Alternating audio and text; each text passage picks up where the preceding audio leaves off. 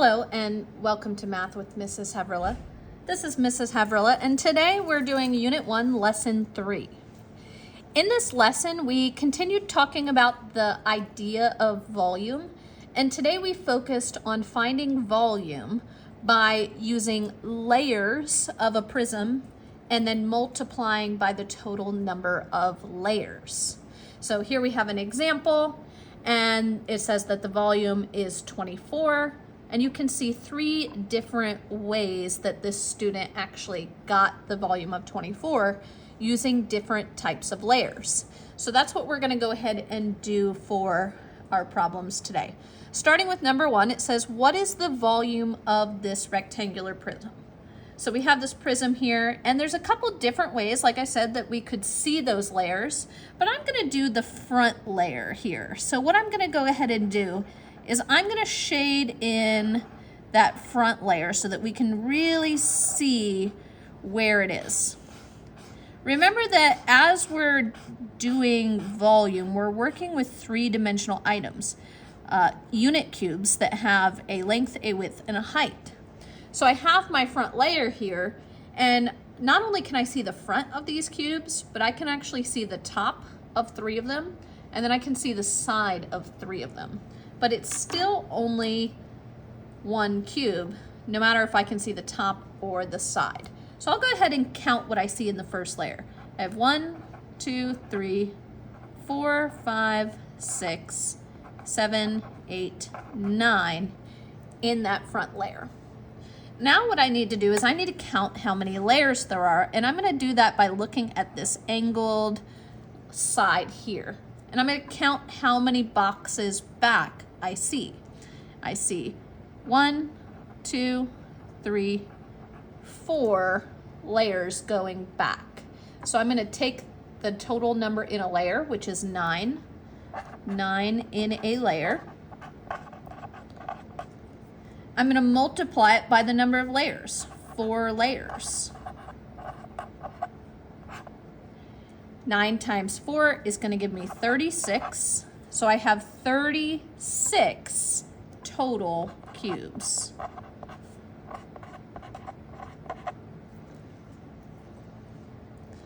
Number 2, I'm going to use that same strategy, but maybe this time, instead of doing the front layer, which has a lot of blocks, maybe I'll look at the top layer here. So I'm going to go ahead and shade in just the top layer, the very first one here on the top that I see.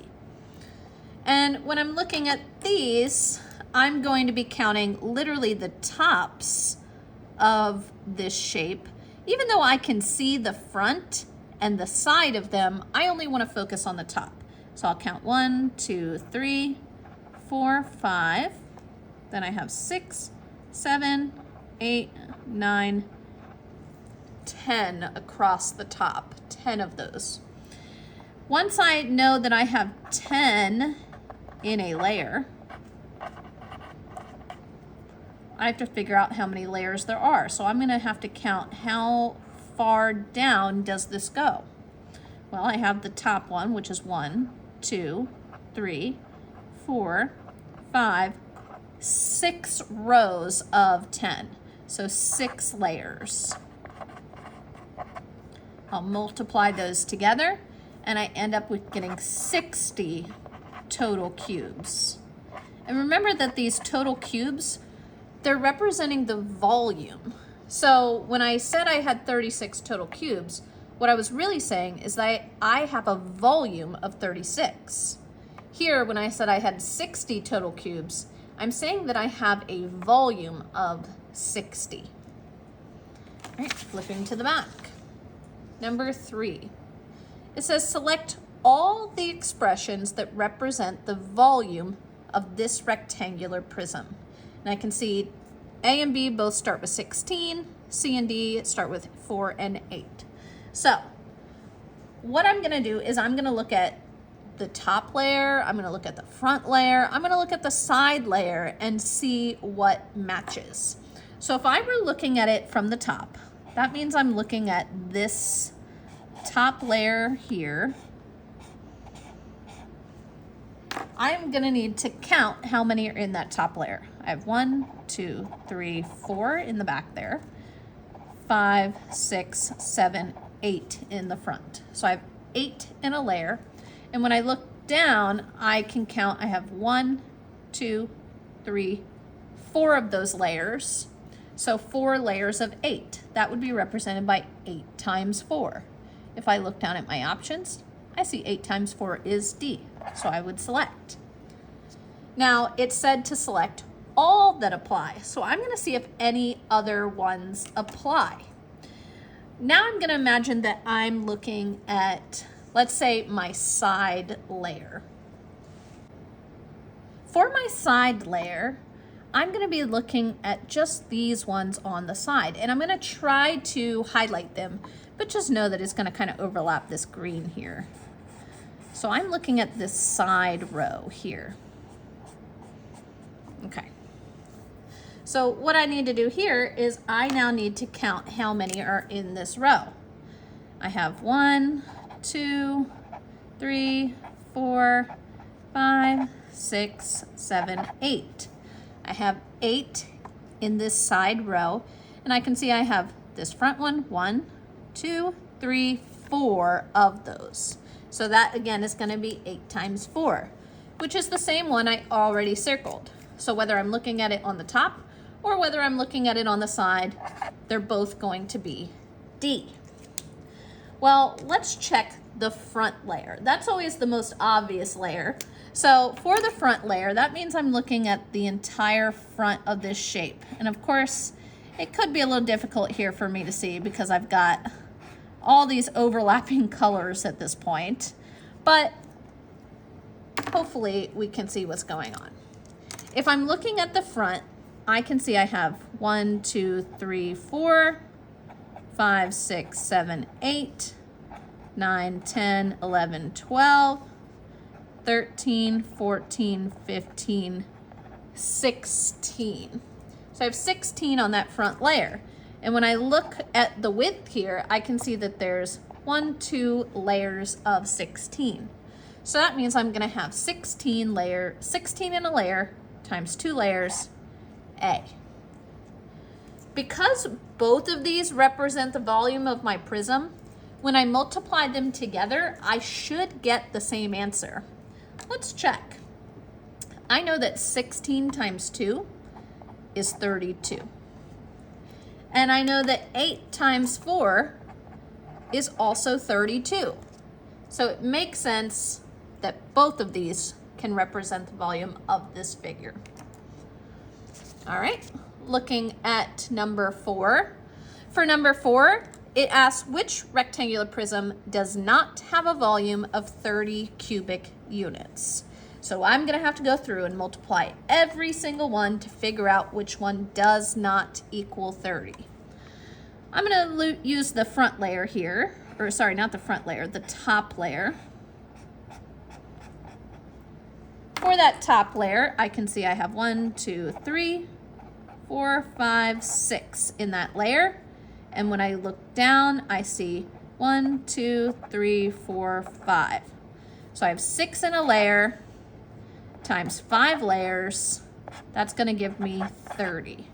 So this one does have a volume of 30, which means I'm not going to select it because I'm looking for ones that does not have a 30. Looking at B. If I'm looking at B, let me go ahead and do the top again. Why not? We'll stick with the top for all of them, just to make things nice and simple. If I count this top layer, I see 1, 2, 3, 4, 5 in the back, and then 6, 7, 8, 9, 10 in the front. When I look down at how many layers there are, there's 1, 2, 3, 4. So 4 layers of 10. 10 times 4, that's going to give me 40. 40 is not a volume of 30, so B must be the answer. But let me go ahead and check really quick. For C, I see only 1 layer. So what I'm going to do is I'm just going to count. Actually, I could do it as layer, sure. How about this? I will do a small layer like this, where I see 1 way back here, 2 in the middle, and 3 in the front. Okay, so I've got 3 in a layer, and then I've got 1, 2, 3, 4, 5, 6, 7, 8, 9, 10 layers. So 3 in a layer times 10 layers is 30. And then over here, again, checking to make sure it's 30. If I'm looking at this top layer here,